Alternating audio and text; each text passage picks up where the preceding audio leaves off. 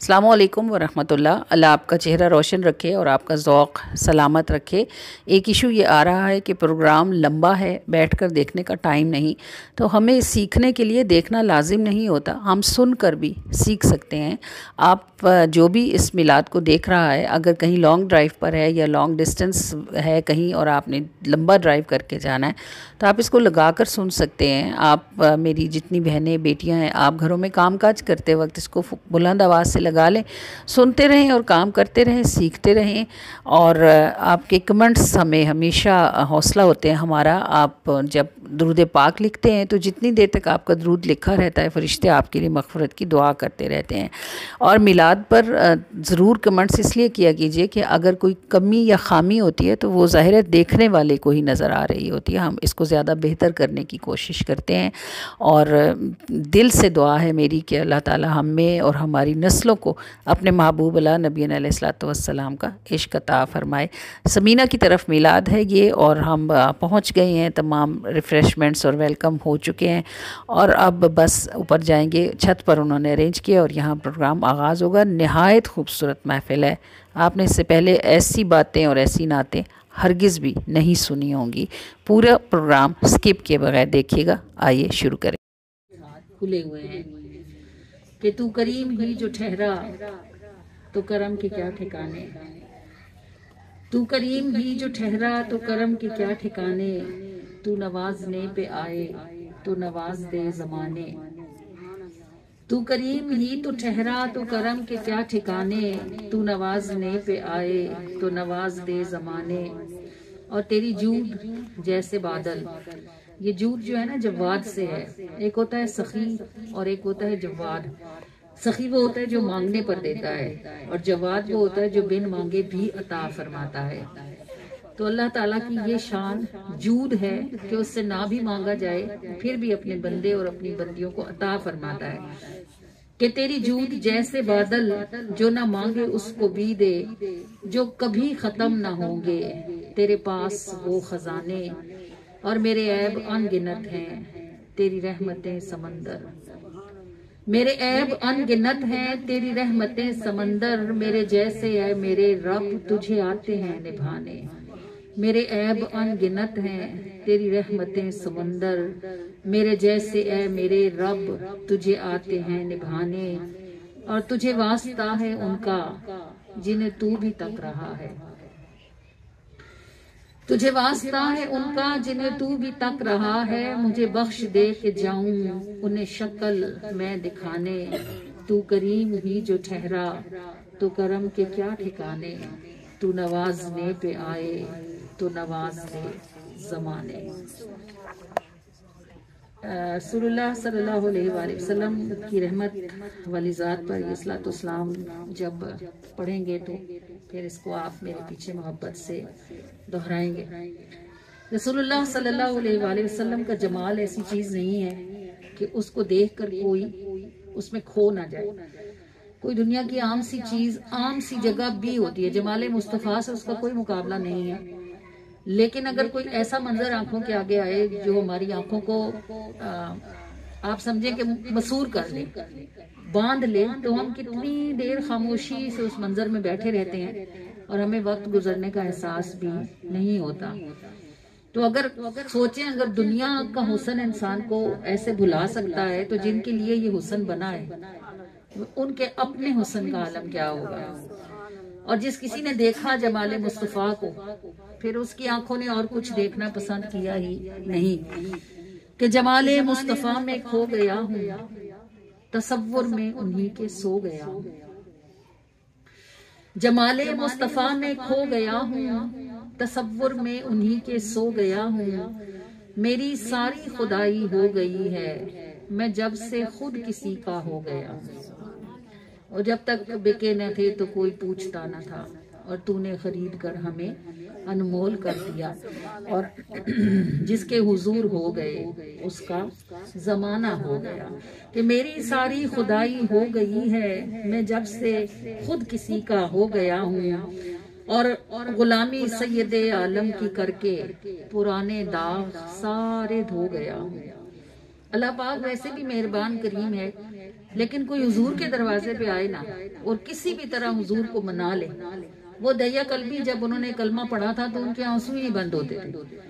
تو رسول اللہ نے کہا کیوں روتے ہیں؟ انہوں نے کہا میرے گناہ مجھے یاد آتے ہیں. فرمایا کلمہ پڑھنے سے پچھلے گناہ معاف آج ہو جاتے ہیں. انہوں نے کہا میں نے 100 لڑکیاں زندہ دفن کی ہیں، اپنی بیٹی سمیت 100 بچیوں کو زندہ دفن کیا ہے، کیا میرا یہ گناہ بھی معاف ہوگا؟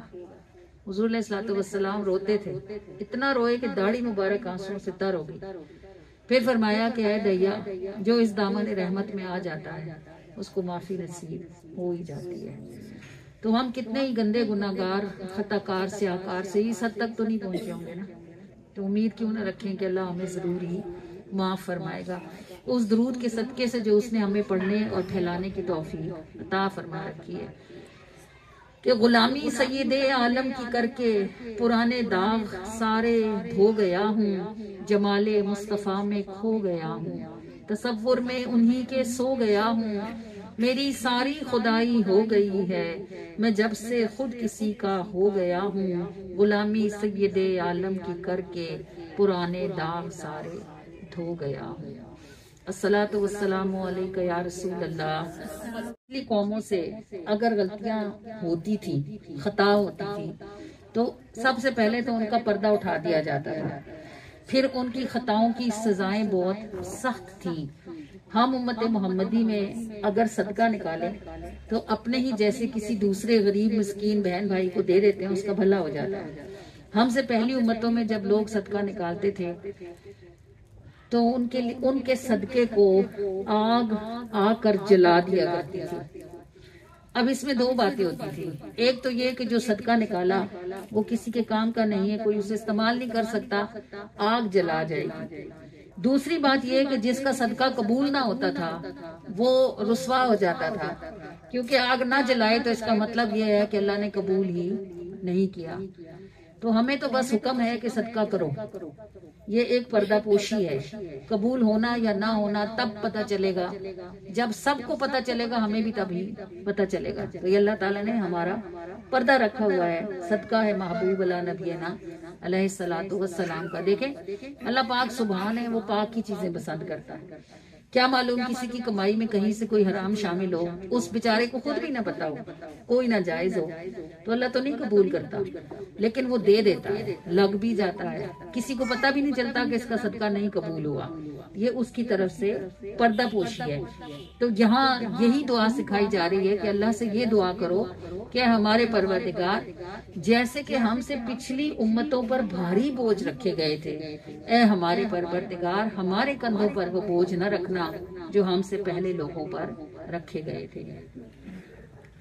ربنا ولا تحملنا ما لا طاقت لنا به واعف عنا. صرف ایک چھوٹی سی بات کہ ہمیں نماز کے لیے کہیں جانا نہیں پڑتا. ہم اپنے گھر میں جس کونے میں کھڑے ہو کے قبلے کی طرف رخ کر لیں، وضو کریں، وضو نہیں کر سکتے تو تیمم کر لیں، اور جدھر مرضی جس کونے میں کھڑے ہو کر قبلے کو رخ کریں، ہماری نماز ہو جاتی ہے. اور ہم سے پچھلی امتیں بلکہ ابھی بھی عیسائیوں، یہودیوں اور ہندوؤں کو اپنی عبادت کرنے کے لیے اپنے گرجاؤں، اپنے مندروں اور اپنی کلیساؤں میں جانا پڑتا ہے. تو ہمارے رب نے ہمارے لیے اپنے محبوب کے صدقے سے یہ آسانی فرما دی ہے کہ اس نے ہمیں زمین پر، پوری زمین کو ہمارے لیے مسلح فرما دیا ہوا ہے. اور یہ اب چونکہ قرآن کی آیت ہے اور ہمیں سکھایا جا رہا ہے کہ جب تم اپنے پروردگار سے مانگو تو اپنے لیے کون کون سی آسانیاں مانگو. تو اے اللہ ہمارے پروردگار تو ہم پر ہماری ہمت سے زیادہ بوجھ نہ رکھنا. ولا تحملنا ما لا طاقت لنا به. ہم سے پچھلی ایک امت ایسی بھی گزری ہے کہ اگر ان کے جسم کا کوئی حصہ ناپاک ہو جاتا تھا تو انہیں کھرچنے کا حکم تھا، دھونے کا نہیں تھا. یہ کتنا آسان ہے کہ ناپاکی لگ جائے تو بندہ پانی سے دھو کے صاف کر لے، اور یہ کتنا مشکل ہے کہ اس جگہ کو کھرچ کے صاف کیا جائے. ولا تحملنا ما لا طاقت لنا به. اے ہمارے پروردگار ہم پر وہ بوجھ نہ رکھنا جسے اٹھانے کی ہم میں ہمت نہیں ہے۔ واعف عنا واغفر لنا وارحمنا انت مولانا فانصرنا على القوم الكافرين۔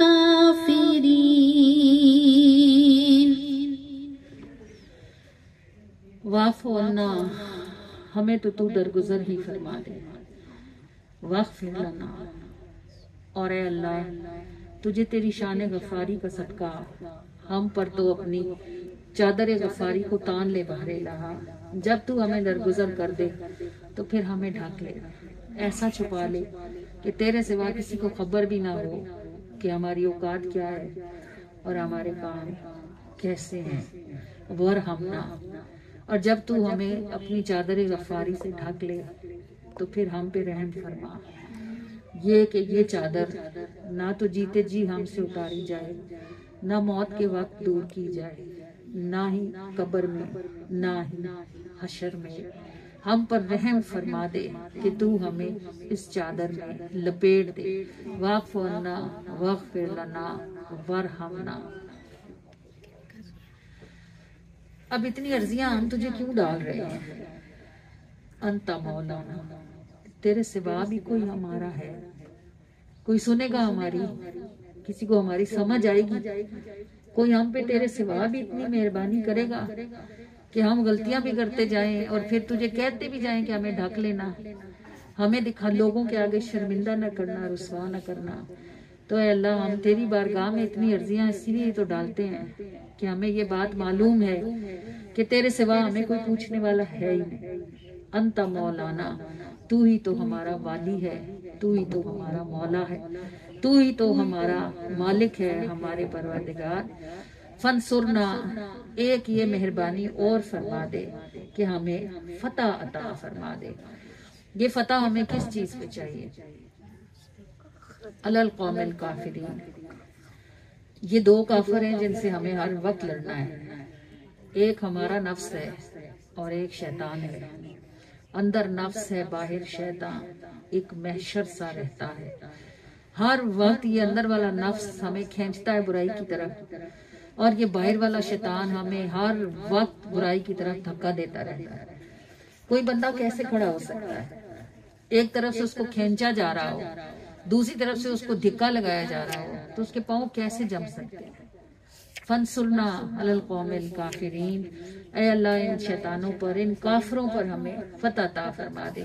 نبی پاک صلی اللہ علیہ وآلہ وسلم سے کسی صحابی نے پوچھا تھا کہ یا رسول اللہ کیا آپ کے ساتھ بھی شیطان ہے؟ تو حضور نے فرمایا تھا ہاں، لیکن میرا شیطان مسلمان ہو چکا ہے، کلمہ پڑھ چکا ہے، اور یہ ہمارے شیطان تو کافر ہیں، اور ایسے کافر ہیں کہ یہ چاہتے ہیں کہ یہ جہنم میں جائیں گے تو ہمیں چھوڑے بغیر نہ جائیں۔ تو اللہ تعالیٰ ہمیں ان دونوں شیطانوں پر فتح عطا فرمائے، اللہ ہمیں ہمارے نفس کے شر سے بچائے، اور اللہ ہمیں شیطان کے شر سے بچائے، اور اللہ ہمارے نفس اور ہمارے شیطان کے شر سے اپنی کل مخلوق کو محفوظ رکھے، اور اللہ تعالیٰ کل مخلوق کے شیاطین اور ان کے نفوس کے شر سے ہمیں محفوظ رکھے۔ آمین یا رب العالمین۔ اے ہمارے پروردگار، ہم نے تجھ سے تیری دی ہوئی توفیق کے ساتھ جتنی بھی دعائیں مانگی ہیں، اللہ تعالیٰ ان دعاؤں کو ہم سے قبولیت کا شرف عطا فرما دے۔ آمین یا رب العالمین۔ صدق اللہ العظیم۔ اور بات تو اللہ ہی کی سچی ہے جس کی ذات بلند و بالا ہے۔ جب دل اس کی طرف مائل ہو گیا تو یہ پانی پی کے وہیں دروازے پر ہی بیٹھ گئے۔ تھوڑا ٹائم گزرا تو گھر کا مالک آیا، اس نے حضرت مرتشی علیہ الرحمہ کو دیکھا تو وہ کانپنے لگا کہ اتنا بڑا ولی میرے دروازے پر باہر بیٹھا ہے۔ اس نے بڑی عزت تکریم کی، اندر اٹھایا اور چاہا کہ اندر لے کے جائیں، اور پوچھا کہ حضور آپ میرے دروازے تک تشریف کیوں لائے؟ کام ہوتا تو مجھے بلا لیتے۔ آپ نے فرمایا کلا بے کل کا مشغول، کہ میرا کل تیرے کل میں مشغول ہو گیا ہے، یعنی میرا دل جو ہے، جو میرا کل حال تھا، وہ تیری جو کل ملکیت ہے، تیری صاحبزادی ہے، اس کے ساتھ وہ مصروف ہو گیا ہے، میرا دل اس کی طرف مائل ہو گیا۔ اس نے کہا سبحان اللہ، وہ میری بیٹی ہے، اور اس سے بڑھ کے میری سعادت کیا ہوگی کہ آپ کے ساتھ میری رشتہ داری بنے، میں اس کے ساتھ آپ کا نکاح کرتا ہوں۔ آپ وہاں ٹھہر گئے، اس نے لباس کا انتظام کیا، پھر حمام اس زمانے میں ہوتے تھے جیسے آج کل سلون ہوتے ہیں، اس زمانے میں حمام ہوتے تھے، ان کو حمام لے جایا گیا، غسل ہوا، نیا لباس آیا، انہوں نے وہ جو ان کا خرقہ پہنا ہوا تھا وہ اتارا اور ان کو نیا لباس پہنایا، خوشبوئیں لگائیں، نکاح ہوا، دام ہوا، کھانا ہوا، پھر دعا ہوئی، پھر رخصتی ہوگی، دلہن لے کے گھر آ گئے۔ گھر آئے تو عشاء ہو چکی تھی، تو آپ علیہ الرحمہ نے چاہا کہ پہلے اپنے اوراد سے فارغ ہو لیں جو پڑھتے تھے روز رات کو، اور نماز سے فارغ، نماز تو ظاہر ہے وہ مسجد سے پڑھ کے آئے ہوں گے، باقی پھر وہ اپنے وظائف میں مشغول ہوئے، اور انہوں نے چاہا کہ وظائف پورے کر لیں تو پھر دلہن کے پاس جاتے ہیں۔ تو وظائف پورے کرنے کے لیے ابھی اپنے مصلی پر تشریف فرما ہوئے ہی تھے کہ آپ نے بلند آواز سے پکارا، ہاتھو مرافتی، ہاتھو مرافتی، یعنی میرا خرقہ لاؤ، میرا خرقہ لاؤ۔ خرقہ وہ لباس جو فقیرانہ تھا نا، وہ لے جلدی میرا خرقہ لاؤ۔ خادموں نے چیخ پکار سنی، دوڑے گئے، وہ گھر آیا ہوا تو تھا، لا کے فوراً پیش کیا کہ حضور یہ لیں۔ آپ نے فوراً وہ لباس فاخرہ اتارا جو دلہا بن کے پہنا ہوا تھا، اپنا وہ فقیروں والی گدڑی پہنی، اور فرمایا کہ جوں ہی میں اپنے مصلی پر بیٹھا تو مجھے آواز آئی کہ اے مرتش، وہ پہلی نظر جو تو نے ہمارے سوا ڈالی، اس کی سزا میں ہم نے تجھے لباس فقیری سے محروم کیا، اور اب اگر دوسری نگاہ ہمارے سوا کسی پہ ڈالی تو ہم تجھے لباس آشنائی سے بھی محروم کر دیں۔ لباس فقیری یعنی وہ جو کچھ انہوں نے سالوں میں حاصل کیا تھا، اور لباس آشنائی یعنی ایمان سے بھی گیا۔ تو یہ جو اللہ کے ساتھ محبت والی باتیں ہوتی ہیں نا، اور جب اللہ کے ساتھ بندہ کسی مقام میں چلتا ہے تو پھر اللہ کی محبت یہ گوارا نہیں کرتی کہ بندہ اپنے رب سے بھی محبت کا دعویٰ کرے اور پھر رب کے سوا کے ساتھ بھی دل لگائے۔ اب یہاں سمجھنے کی بات یہ ہے کہ نبی پاک صلی اللہ علیہ وآلہ وسلم نے 11 نکاح فرمائے، اور ان کو ایک نکاح پہ ہی پکڑو، حالانکہ نکاح کرنا سنت رسول ہے، تو وجہ کیا بنی ہوگی؟ نبی پاک نے کوئی بھی نکاح دل کے سبب سے نہیں فرمایا، دنیا کے سبب سے فرمایا، اور انہوں نے جو نکاح کیا اس کا سبب یہ تھا کہ ان کے دل میں اس لڑکی کا خیال آ گیا۔ سمجھ آئی آپ کو؟ فرق سمجھ آیا؟ شادی کرنا، اولاد پیدا کرنا، گھر چلانا، گھر والوں سے محبت کرنا، اللہ ان سے منع نہیں کرتا، مگر وہ کہتا ہے کہ تمہارا دل میرے لیے ہونا چاہیے۔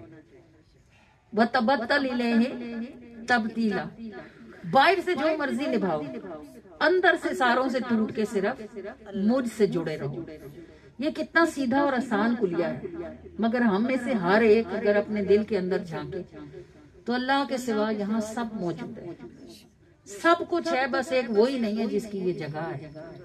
اللہ کریم، اللہ کرے آپ کو میری بات کی سمجھ آئی ہو کہ میں آپ کو کیا بتاؤں، اور اللہ کرے کہ ہم لوگ اس بات کو سمجھ کر اٹھائیں۔ اچھے کپڑے پہننا، اچھے کھانے کھانا، فنکشنز پہ جانا، اچھی سواری استعمال کرنا، ان میں سے کسی چیز میں گناہ نہیں ہے، یہ سب اللہ کی نعمتیں اور اللہ نے استعمال کے لیے پیدا کروائی۔ گناہ کہاں سے شروع ہوتا ہے؟ جب بندہ ان چیزوں کے اندر اپنے دل کو انوالو کر لیتا ہے، جب اس کو اللہ کے سوا باقی چیزیں اچھی لگنے لگتی ہیں، تو یہاں سے غلطی اور خطا شروع ہوتی ہے۔ تو اگر اس پوائنٹ کو سمجھ لیا جائے تو بندہ دنیا کا سب سے امیر ترین آدمی بھی اس سے زیادہ مومن کوئی نہیں ہو سکتا۔ کیوں؟ حضرت عثمان غنی نہیں تھے؟ اتنی دولت تھی ان کے پاس کہ آج بھی ان کا اکاؤنٹ سعودیہ میں چل رہا ہے، سعودی بینک میں آج بھی ان کا اکاؤنٹ ہے، آج تک بھی ان کے اکاؤنٹ سے رفائی کام چل رہے ہیں۔ اور حضرت عبد الرحمن بن عوف جب ان کا وصال ہوا تھا تو ان کے پاس اس قدر سونا تھا، سونے کے سکے، یعنی سونے کے سکوں کی صورت میں تجارت ہوتی تھی نا، اس قدر تھا کہ کدالوں کے ذریعے سے وہ اکٹھا کیا گیا تھا۔ پھر بھی وہ نبی پاک صلی اللہ علیہ وآلہ وسلم کے قریب ترین ساتھیوں میں سے ایک ساتھی تھے۔ تو سمجھ بات یہ آتی ہے کہ اللہ تعالیٰ دل محفوظ رکھنے کی توفیق عطا فرمائے، باہر سے بندہ کسی کو ہوا بھی نہ لگنے دے کہ وہ اندر سے کیا ہے۔ تو اندر سے وہ جو ہو بس وہ جانے اور اس کا رب جانے. اور رب تو ہر سانس پہ جانتا ہے, ہر بات پہ جانتا ہے, ہر آنسو جس کی کیمسٹری بھی کر لے تو سمجھ نہیں آتی کیوں نکلا ہے, اللہ جانتا ہے. اور ہر دھڑکن جس کو کوئی بتا ہی نہیں سکتا, آپ کا جو مانیٹرنگ ہوتی ہے وہ صرف یہی بتاتی ہے کہ یہ تیز ہو رہی ہے کہ یہ آہستہ ہو رہی ہے. کیوں تیز ہو رہی ہے اللہ کو خبر ہے, کیوں آہستہ ہو رہی ہے اللہ کو خبر ہے. بس یہ والا تعلق بن جائے تو اس کے بعد کوئی چیز بھی نقصان نہیں کرتی.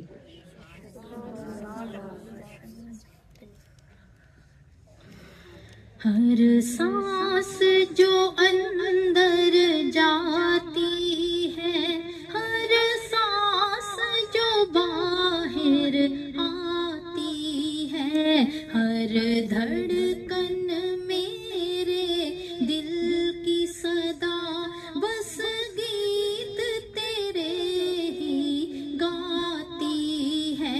یہ راز مجھے سمجھاتی ہے, میرا تجھ سے کیسا ناتا ہے. یہ راز مجھے سمجھاتی ہے, میرا تجھ سے کیسا ناتا ہے. ہاں ناتا ہے, کیسا ناتا ہے. یہ راز مجھے سمجھاتی ہے, میرا تجھ سے کیسا ناتا ہے. جب آنکھ نظر سے دیکھتی ہے اور لفظ زبان سے بولتے ہیں,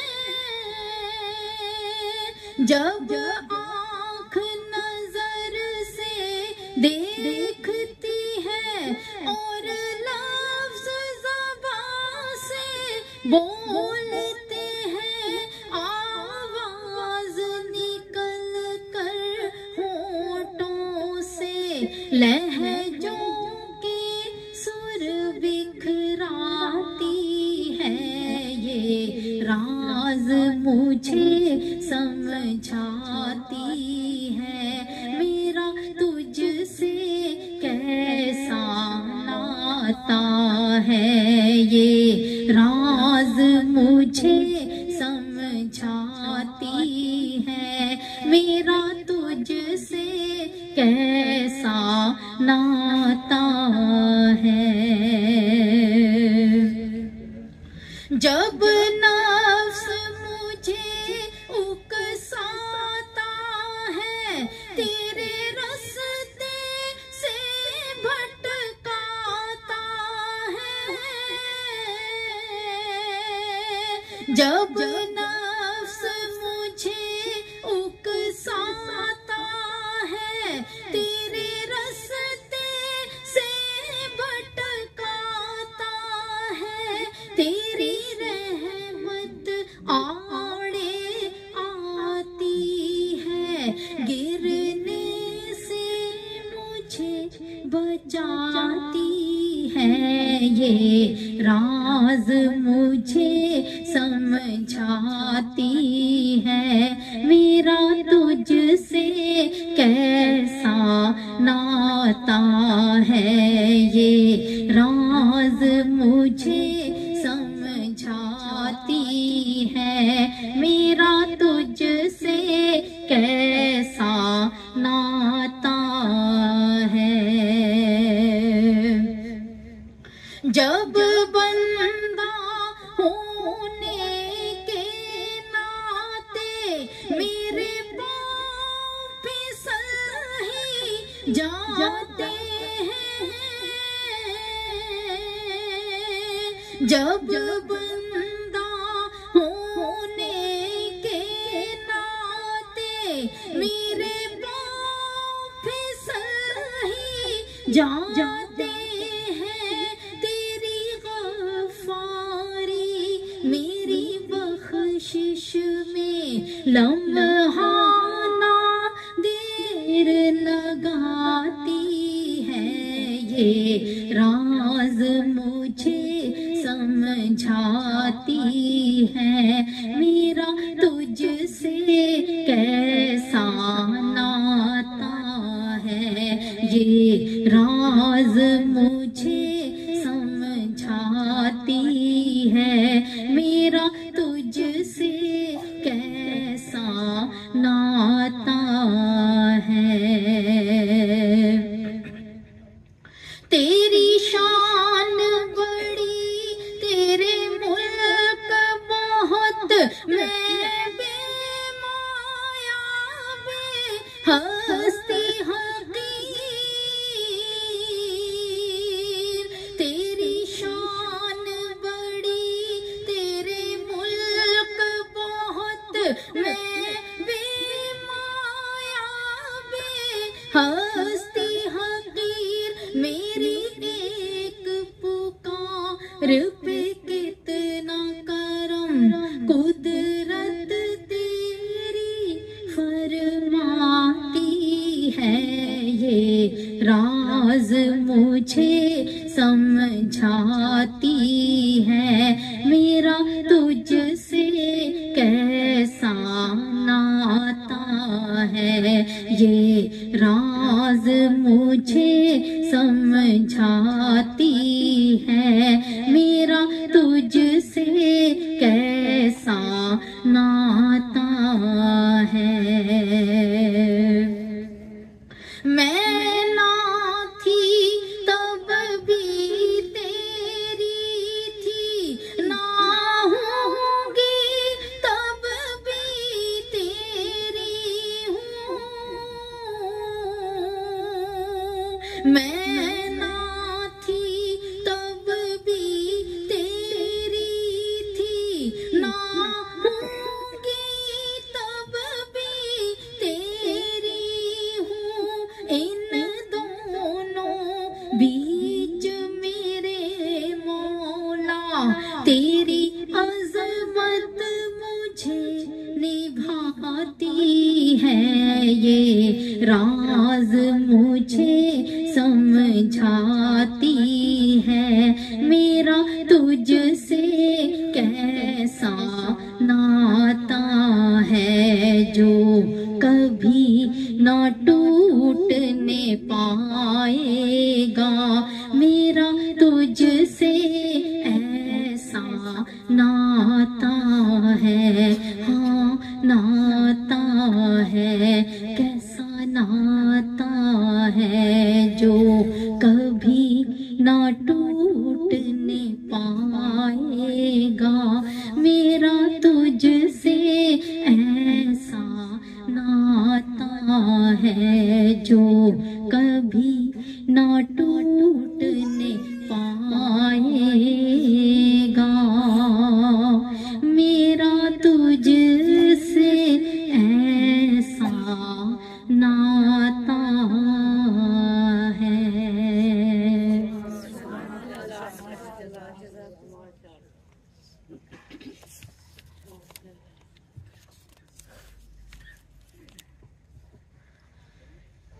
تیری عظمت کو کہاں پہنچے نظر ہو کے خیال،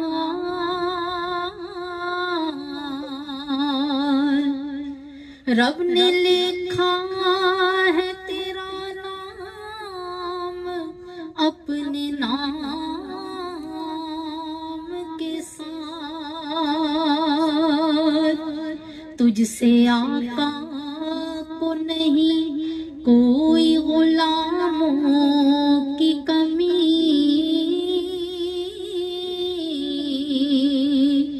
کہ فرشتے بھی اترتے ہیں یہاں باندھ کے ہاتھ،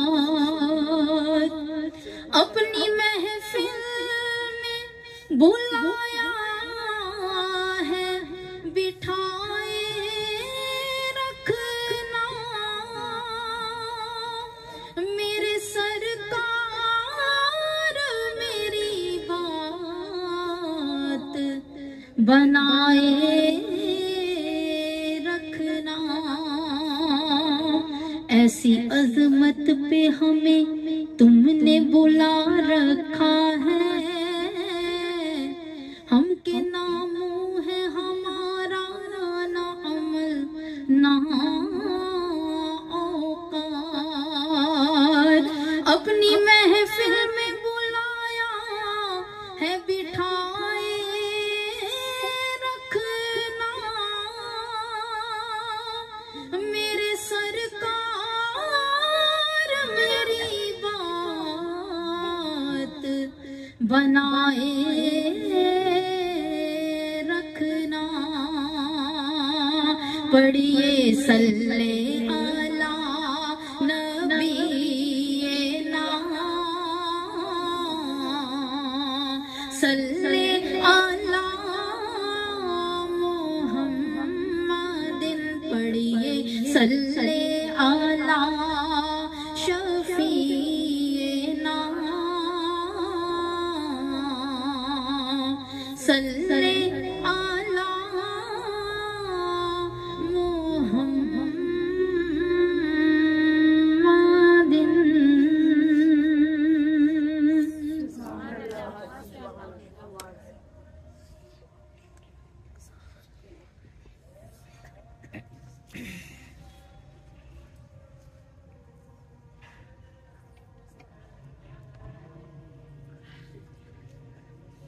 हज़रत सैयदना बायज़ीद बिस्तामी अलैहिर्रहमत, उन्होंने एक मर्तबा अपने नफ्स को बाहर निकाला। आपको पता है ना, ये मैं बात बार बार औरतों को बताती हूँ, आपको इस बात की समझ आनी चाहिए कि ये जो आप अपना मुंह शीशे में देखते हो ना, ये आप नहीं हो। ये सिर्फ एक पर्दा है, एक चादर है, आप इसके पीछे हो। अल्लाह ताला ने जब जिस्म बनाया था ना, तो जिस्म तो सोचता नहीं था, ये चलता फिरता नहीं था, बोलता नहीं था। इसमें क्या डाला था अल्लाह ने जो इसने सब कुछ शुरू कर दिया था? इसका मतलब है जिस्म क्या है? ये सिर्फ मट्टी का एक पर्दा है। बस अल्लाह ने एक को दूसरे से शनाख्त के लिए ये अता फरमाया ना।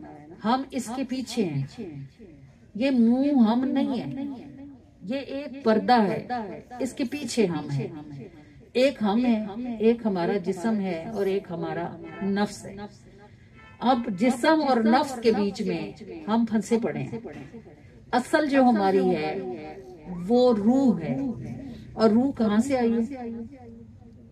जन्नत से। कोई रूह जहन्नम से नहीं आई, रूहें सब जन्नत से आई हैं। और ये सब इन रूहों में अब वापसी में क्या होगा कि जो कामयाब रूहें होंगी, जिन्होंने अपने जिस्मों को अच्छी जगह इस्तेमाल किया होगा, वो रूहें कामयाब होंगी, वो जन्नत में जाएंगी, जहां से आई हैं वहीं पहुंच जाएंगी।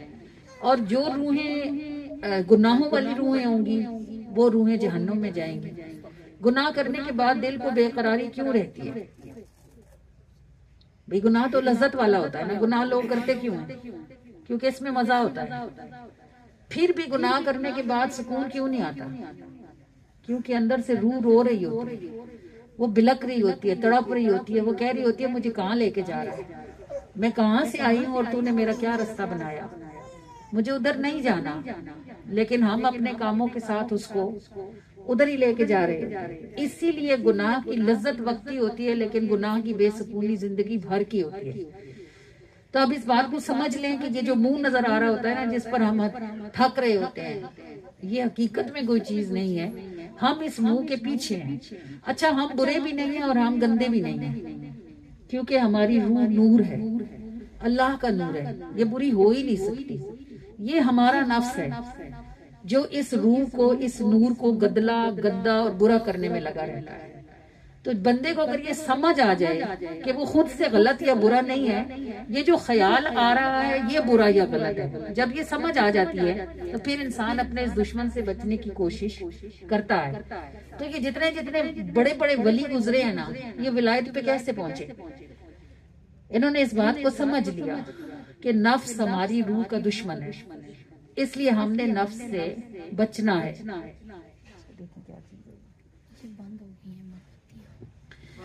तो वो हजरत बायज़ीद बिस्तामी अलैहिर्रहमत ने अपना नफ्स बाहर निकाला, तो वो एक छिपकली की शक्ल में था, सारा मर चुका था, सिर्फ उसका सर जिंदा था।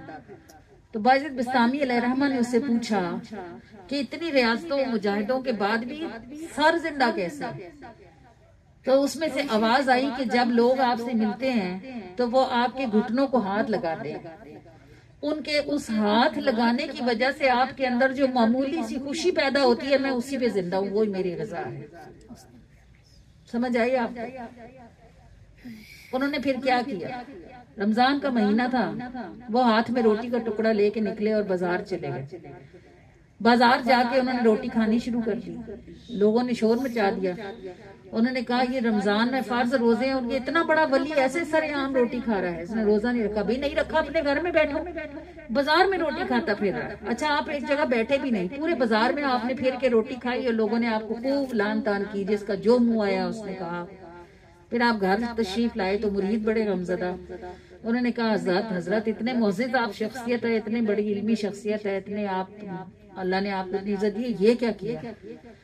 فرمایا میں 60 روزے کفارے کے رکھ لوں گا، لیکن اس تان لان اور ذلت کی وجہ سے میرا نفس مر جاتا ہے تو مجھے قبول ہے۔ سمجھ آئی آپ کی بات؟ اگر کسی بات پر ہماری بےزتی ہو رہی ہوتی ہے نا، اور اس سے ہماری کوئی اصلاح ہو رہی ہوتی ہے، چپ کر کے اس کو سن لیا کریں۔ جو باتیں نفس کو ناگوار گزرتی ہیں وہی نفس کی موت ہوتی ہے، اور جن باتوں پر ہم بڑے خوش ہو رہے ہوتے ہیں وہ ہمارے نفس کی غذا ہوتی ہے، اور ہم اسے کھلا کھلا کے اتنا موٹا کر دیتے ہیں کہ پھر وہ ہمارے قابو سے ہی باہر نکل جاتا ہے۔ تو اللہ کریم، اچھا اتنی باتوں کے باوجود بھی اللہ تعالیٰ نے اتباع کس کی کرنے کو کہا ہے؟ مطلب حضور کے غلاموں کی یہ شان دیکھ لو۔ پھر 1 لاکھ کم و بیش 1,24,000 انبیاء کرام آئے، خلیل اللہ بھی آئے، ذبی اللہ بھی آئے، نوح اللہ، نجی اللہ بھی آئے، کلیم اللہ بھی آئے، لیکن اللہ نے کسی کو یہ نہیں کہا ان کی امت کو کہ ان کی اتباع کرو۔ صرف یہ شان رسول اللہ صلی اللہ علیہ وآلہ وسلم کو نصیب ہوئی کہ اللہ تعالیٰ نے فرمایا وَمَن يُطِعِ الرَّسُولَ فَقَدْ أَطَاعَ اللَّهَ، جس نے رسول کی پیروی کی سمجھ لو اس نے اللہ کی اطاعت کری۔ یہ شان ہمارے کریم آقا صلی اللہ علیہ وآلہ وسلم کو نصیب ہے کہ اللہ کہتا ہے کہ جو محبوب کو کی مان لے اس نے میری مان لی۔ تو آپ کو یہ بات سمجھ آتی ہے کہ محبوب کی امت کے ایک ولی اتنے کانشیس ہیں، تو محبوب کی کانشیسنس کا عالم کیا ہوگا؟ اور آپ یہ بھی سمجھیں اتباع کرنا ہوتا کیا ہے؟ جیسے ریل کی پٹری پر ریل چلتی ہے، صرف انجن، وہ دائیں مڑتا ہے سارے ڈبے دائیں مڑ جاتے ہیں، وہ بائیں مڑتا ہے سارے ڈبے بائیں مڑ جاتے ہیں، وہ گلائی میں موو کرتا ہے سارے ڈبے گلائی میں موو کرتے ہیں، وہ تیز دوڑتا ہے سارے ڈبے دوڑتے ہیں، وہ رک جاتا ہے سارے ڈبے کھڑے ہو جاتے ہیں۔ یہ اتباع ہوتی ہے، نو لیفٹ، نو رائٹ، نو آنسر، نو کوسچن، بس لبیک لبیک لبیک، بس اس کے سوا کچھ نہیں۔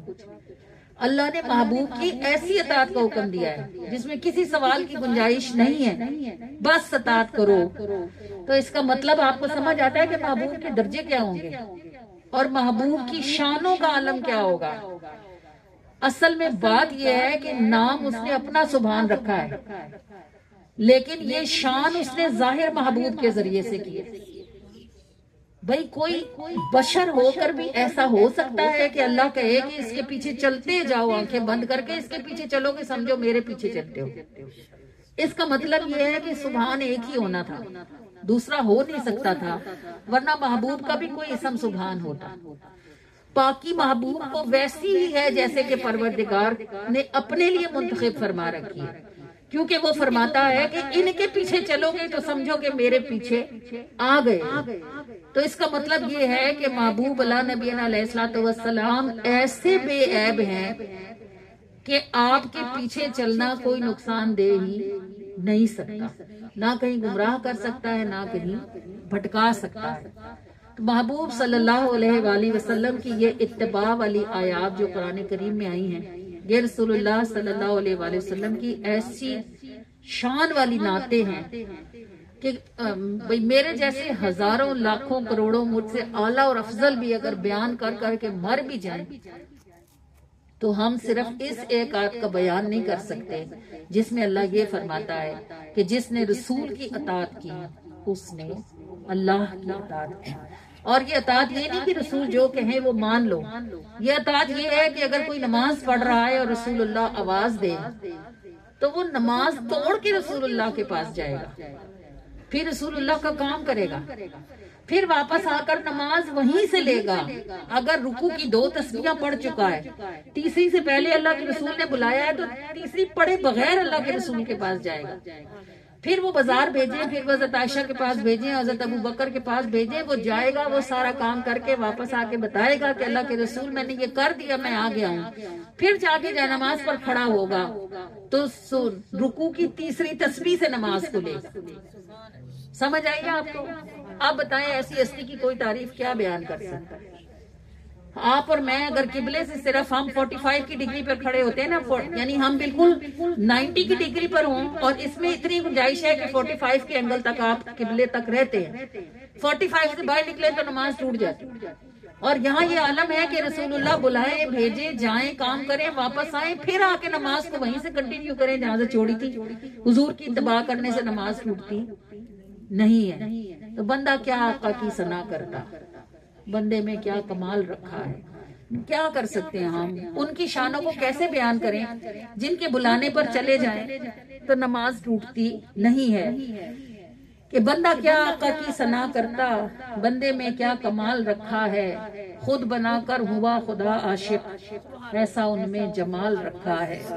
اور ان کے صدقے زمین پاک ہوئی، ان کی برکت سے عرش ٹھہرا ہے، ان کے صدقے زمین پاک ہوئی، ان کی برکت سے عرش ٹھہرا ہے، ذات سے پہلے ان کے نام کو دیکھ، رب نے کلمے میں ڈال رکھا ہے۔ وہ کلمہ جو لوگوں کو وحدانیت سکھانے کے لیے آیا تھا، اس کلمے میں صرف لا الہ الا اللہ نہیں، اس کے ساتھ محمد رسول اللہ ڈالا ہوا ہے رب نے۔ اور بولتے ہیں تو بات بنتی ہے، دیکھتے ہیں تو کام چلتے ہیں، چپ رہے تب بھی یہی غالب ہیں، ایسا ان میں کمال رکھا ہے۔ اور شب معراج یہ کہا رب نے، میرے محبوب میں ہوں تیرے لیے، تو ہے میرے لیے، تیری خاطر میں نے عالم کو پال رکھا ہے، اور کاش میرے نبی مجھے دیکھیں۔ آمین کر لیا کریں، شاید وہ دیکھ ہی لیں۔ شاید کاش میرے نبی مجھے دیکھیں، ان کی نظروں کے دائرے میں جیوں، زندگی عافیت سے کٹ جائے، ہر قدم پہ تو جال رکھا ہے۔ کاش میرے نبی مجھے دیکھیں، ان کی نظروں کے دائرے میں جیوں، زندگی عافیت سے کٹ جائے، ہر قدم پہ تو جال رکھا ہے۔ اور گرنے والوں کے، چلنے والوں کے راہ بر ہے یہی، گرنے والوں کو تھام لیتے ہیں، میرے جیسے ہزاروں لاکھوں کو تنے تنہا سنبھال رکھا ہے۔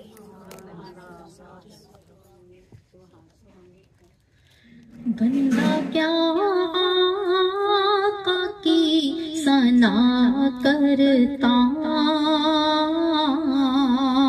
بندے میں کیا کمال رکھا ہے، خود بنا کر ہوا خدا عاشق،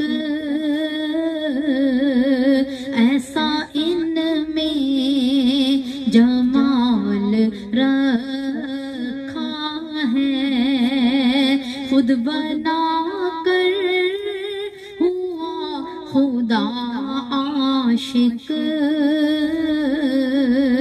ایسا ان میں جمال رکھا ہے، ان کے صدقے زمین پاک ہوئی،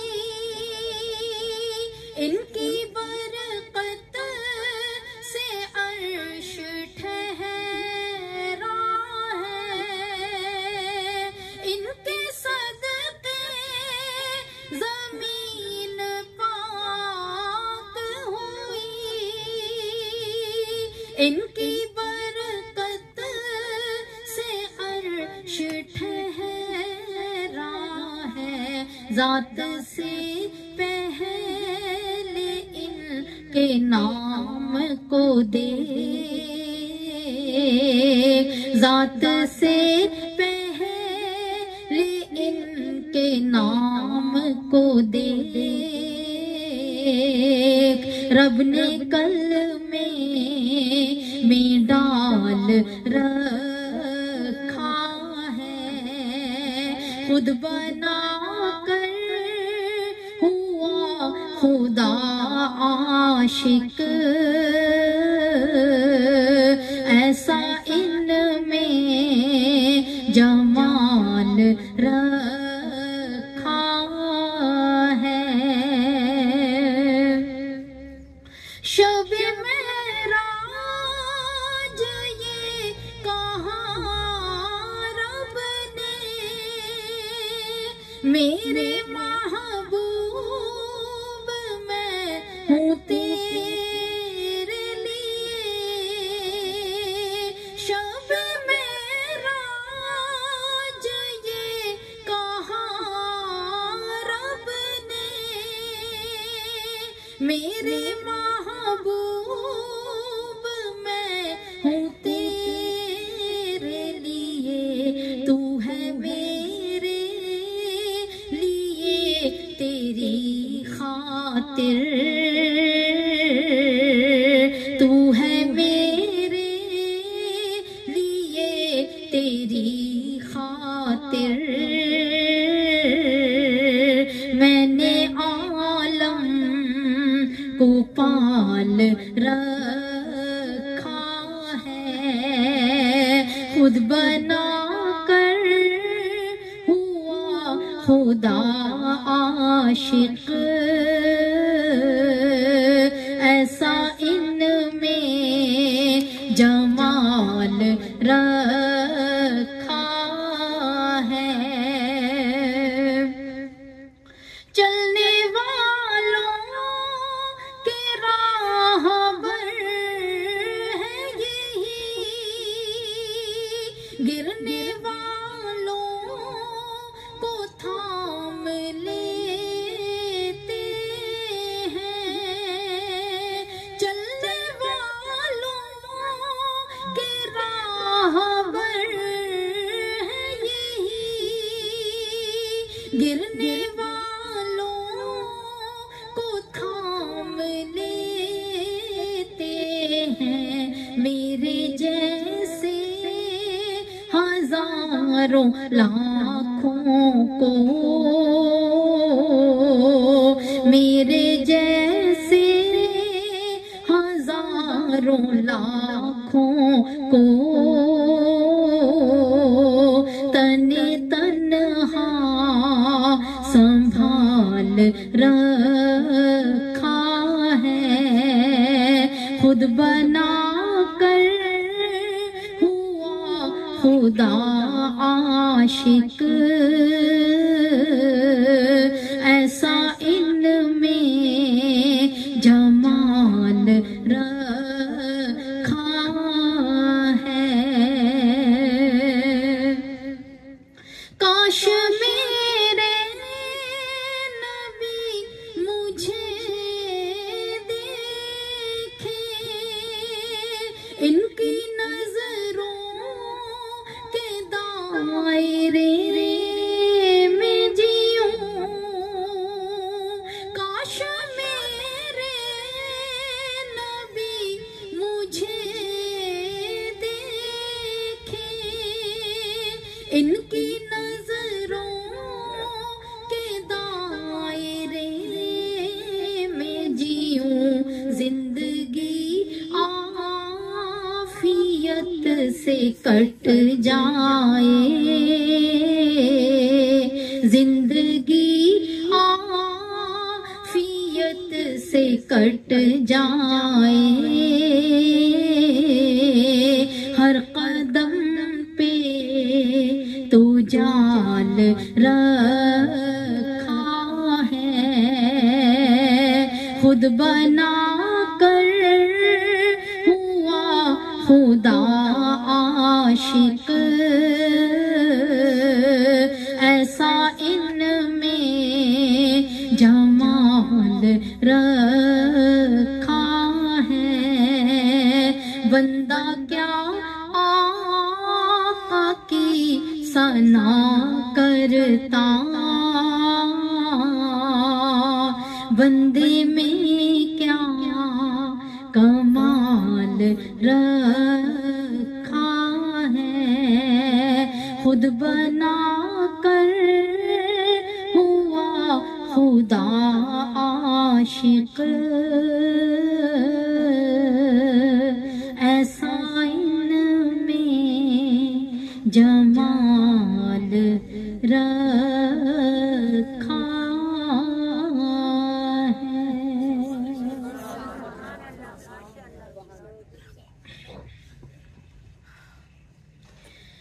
کھلے ہیں رخ پہ گلاب تازہ، کھلے ہیں رخ پہ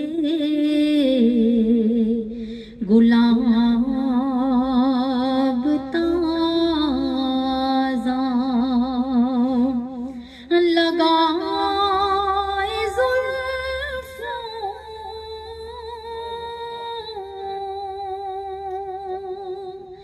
میں چاند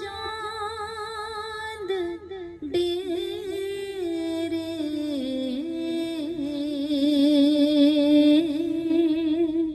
چمکنے والی ہر ایک شے سے، چمکنے والی ہر ایک شے سے، زیادہ روشن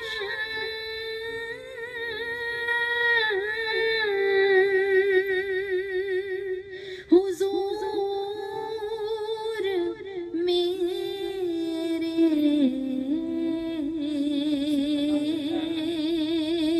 چمکنے والی ہر ایک شے سے، زیادہ روشن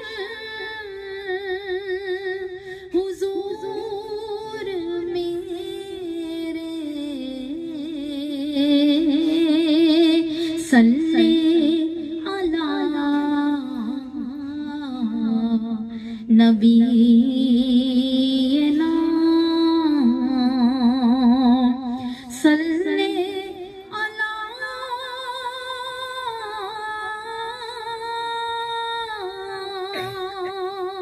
محمد،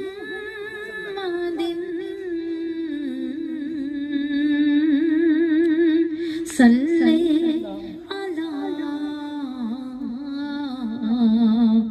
شفیعنا، صلی علی کریمنا، صلی علی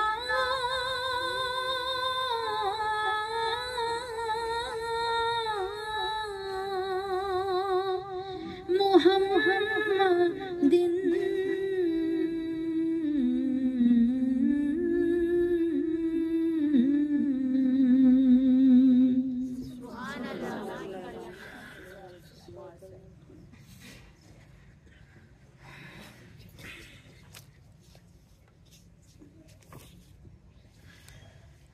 تھوک، پسینہ، پیشاب یہ انسان کے جسم کے عیب ہیں، یعنی کوئی کس قدر بھی حسین کیوں نہ ہو، آپ یہ تصور بھی نہیں کر سکتے کہ وہ تھوکے گی تو آپ اس کا تھوک اپنی ہتھیلی پہ رکھو گے، چاہے وہ آپ کا پیر ہی کیوں نہ ہو۔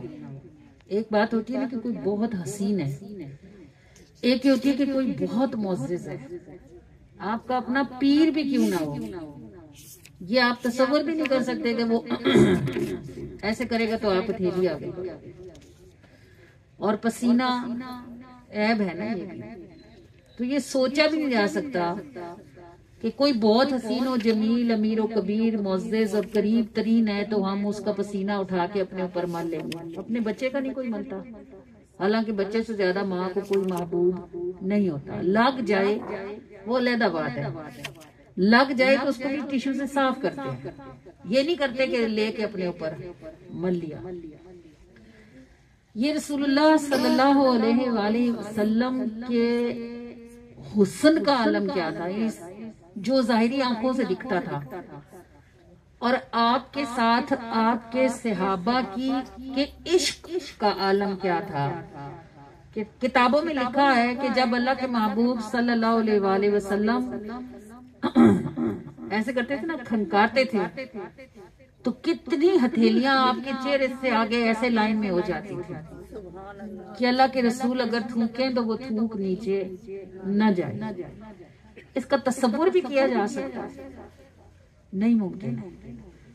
ان کی آنکھیں کیا دیکھتی تھی جو اللہ کے محبوب کا تھوک بھی ان کو تبرک لگتا تھا۔ اور جب آپ صلی اللہ علیہ وآلہ وسلم ام سلیم کے گھر آرام فرما رہے تھے تو آپ کی آنکھ کھلی تو وہ لکڑی کے ساتھ آپ کا پسینہ اٹھا رہی، پسینہ جمع کر رہی۔ پوچھا ان سے کہ ماں ہاذا یا ام سلیم، کیا کرتی ہو ام سلیم؟ انہوں نے کہا اللہ کے رسول ہم آپ کا، یہ نہیں کہا کہ آپ کا پسینہ جمع کر کے بوتل میں رکھ لیتے ہیں، کہا آپ کا پسینہ ہم اپنی خوشبو میں ملاتے ہیں، وَهُوَ أَطْيَبُ فِي الطِّيبِ، اللہ کے رسول ہماری خوشبوؤں کی خوشبوئیں ہی اعلیٰ ہو جاتی۔ اور وہ ام ایمن جنہیں رات کو پیاس لگی اور انہوں نے پیالہ اٹھایا اور وہ پی گئی۔ صبح اللہ کے رسول نے کہا کہ ایمن رات کو میں نے ام ایمن یہاں پیالہ پڑا تھا، اس میں میں نے پیشاب کیا تھا، وہ باہر پھینکا۔ تو انہوں نے کہا واللہ اللہ کے رسول وہ پیشاب کیا تھا، میں نے تو اس سے زیادہ خوشبودار اور ٹھنڈا پانی اپنی زندگی میں کبھی نہیں پیا، میں تو سارا پی گئی۔ تو آپ صلی اللہ علیہ وآلہ وسلم اتنا ہنسے کہ آپ کے دندان مبارک ظاہر ہوئے، اور آپ نے فرمایا اس کے بعد تجھے کبھی زندگی بھر پیٹ کا کوئی مرض نہیں ہوگا۔ یعنی میری زبان اس لفظ کو ادا نہیں کر پاتی، جو خامیاں اور کمیاں ہیں بدن کی، اگر وہ بھی ہمارے نبی کا حسن ہے، پھر آپ سوچو کہ ان کے حسن کا عالم کیا ہو۔ بھئی ہم تو صرف سنتے ہیں نا، تو ہمارا سن کے وہ امیجنیشن نہیں بنتا، تصور نہیں بنتا ہمارا۔ وہ ایک صحابی آئے، ان کا اونٹ پاگل ہو گیا تھا، وہ حضور کو بلانے آئے، آپ تشریف لے گئے۔ آپ صلی اللہ علیہ وآلہ وسلم کو جیسے ہی اس اونٹ نے دیکھا تو اس نے فوراً آپ کو سجدہ کیا۔ تو کبار صحابہ کرام، ابو بکر اور عمر جیسے لوگ وہ تڑپ گئے، انہوں نے کہا اللہ کے رسول یہ جانور ہو کیا آپ کو سجدہ کرتا ہے؟ تو ہم اس بات کے زیادہ حقدار ہیں کہ ہم آپ کو سجدہ کریں، حالانکہ وہ لا الہ الا اللہ محمد رسول اللہ کی روح کو پہنچنے والے لوگ تھے۔ کیا دیکھتی تھی ان کی آنکھ، جو ان کا جی چاہتا تھا کہ وہ محبوب کو سجدہ کریں۔ آپ صلی اللہ علیہ وآلہ وسلم نے ارشاد فرمایا میری شریعت میں تعظیمی سجدہ بھی حرام ہے، یہ تعظیم میں بھی کسی کو سجدہ نہیں کرنا، تو ادبی سجدہ تو پھر عبادت بن جاتا ہے نا۔ آپ نے سختی سے صحابہ کو منع فرما رکھا تھا، ورنہ وہ جو آپ کے ارد گرد ہوتے تھے ان کا جی چاہتا تھا کہ وہ حضور علیہ الصلوۃ والسلام کو سجدہ کریں۔ اور جب صلح حدیبیہ کے موقع پر نبی پاک صلی اللہ علیہ وآلہ وسلم نے اپنا سر منڈوایا تو آپ صلی اللہ علیہ وآلہ وسلم کے صحابہ، جو اب کتابوں میں ہم نے پڑھا کہ وہ پروانہ وار ایسے گھومتے تھے اس نائی کے گرد جو کاٹ رہا تھا بال، اور وہ بالوں کی گچھے ایسے جب وہ اتارتا تھا تو وہ جب بالوں کی گچھے پھینکتا تھا تو وہ کیکر لگے ہوئے تھے، کیکر میں آپ کو پتہ نا کانٹے ہوتے اتنے بڑے بڑے، تو صحابہ کرام کیکر پہ جھپٹ رہے تھے ایک دوسرے پر سبقت لے جانے کے لیے کہ اللہ کے رسول کا کوئی بال ہمیں ہاتھ آ جائے۔ ہمارے یہاں مرد بال کٹوا کے آتے ہیں تو خود بھی اپنی جان سے بیزار ہوئے ہوتے ہیں، جب تک نہا کے کپڑے نہ تبدیل کر لیں اس وقت تک ان کو سکون نہیں ملتا۔ حضور بال کٹوا رہے ہیں اور صحابہ اس پہ جھگڑ رہے ہیں کہ ہمیں نصیب ہو۔ حضور نے کھنکار کے تھوکا، اگر کسی کے ہاتھ پہ گر گیا تو اس نے دونوں ہاتھوں سے ملا اور منہ پہ مل لیا، جس کے ہاتھ پہ تھوک نہ آیا اس نے تھوک والی ہتھیلی پہ اپنی ہتھیلی رگڑ لی۔